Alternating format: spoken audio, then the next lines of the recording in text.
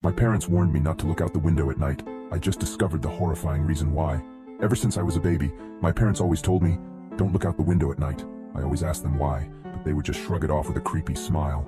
As I grew older, I stopped questioning it, but I just never could have guessed the horrifying secrets my parents were hiding. Everyone in my town also followed this weird tradition, so I thought it was normal. That was until I went to college and noticed that none of the other kids were like this. So during Christmas, when I went to my parents' house, I remember them telling me not to look out the window. I gave them a smile and a small chuckle before telling them I wouldn't. However, curiosity struck me the moment they left the room. As I lay in the dark, I came to a decision. I was going to look out of the window. Just as my hand came to the sheer white curtain of the guest room, I paused. My mind flashed to that one time when I was 12. My parents were talking in the kitchen. I was home with the flu and was about to make my way to the sink for some water, but I stopped at the doorway. I hid behind the wall, peeking my head out from the doorway just an inch. My mother was crying and my father was holding her and rocking. That poor little girl. I feel horrible for her family, whispered my mother. My father just nodded and continued holding her. I went back to my room after that. Several hours later, my dad came up to my room with several pieces of wood and boarded up my windows. "What are you doing that for, Dad?" I asked him. "Oh, it's nothing. Just safety reasons," he replied. I learned at school the next day that a little girl was found dead the previous morning, the window broken and curtains torn. I snapped back to the present. My hand drew back from the curtain. I shook my head, cursing myself for being so weird. What was the worst that could happen? It was just a window, it couldn't hurt me, right? As I reached my hand out again, my instinct was telling me to stop. My gut twisted as I reached nearer and nearer. Just as I touched the curtain, a painful howl came from the forest surrounding the house. I flinched back, deciding to just lay down and try to get some sleep. I forgot how hard it was to get sleep in my hometown.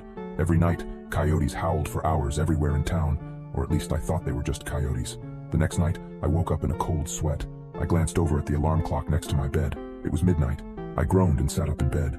A low growling sound from outside of my bedroom window. I thought back to last night and decided that I had made up my mind about looking out. I thrusted my arm towards the curtain and pulled back hard, almost ripping it away from the rod.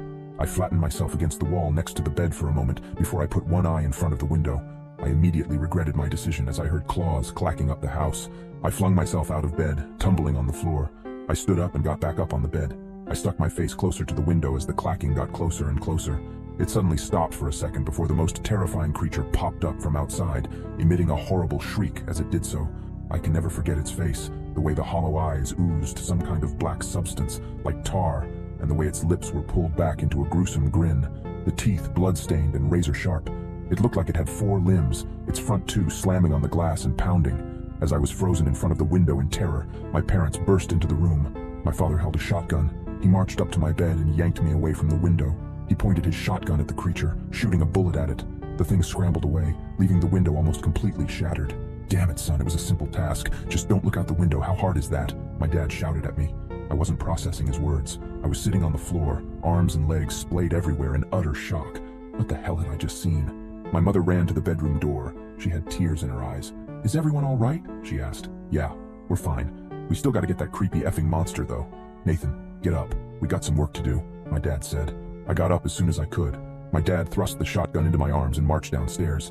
He opened the basement door and descended, coming back with a machete and some kind of spray bottle. He sprayed the liquid onto the machete before walking to the front door and wait.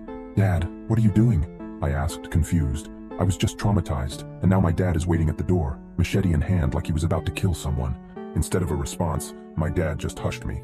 The house was quiet for several seconds before a loud banging and howling came at the front door. We heard a rip, and we knew the screen door was no more.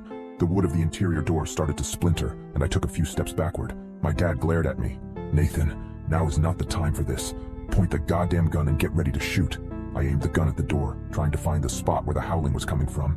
The door was strong, but it wasn't indestructible. The creature burst through the door, and I pulled the trigger in a moment of terrified panic. My dad knelt down and brought his machete down on the abomination's head. The howling ceased, and my mom rushed forward with a tarp to cover the spot where the door was destroyed. "Honey, are you okay?" my mom asked for the second time that night. She came up to me and kissed my cheeks, as if to make sure I was still there. She went over to my dad and did the same.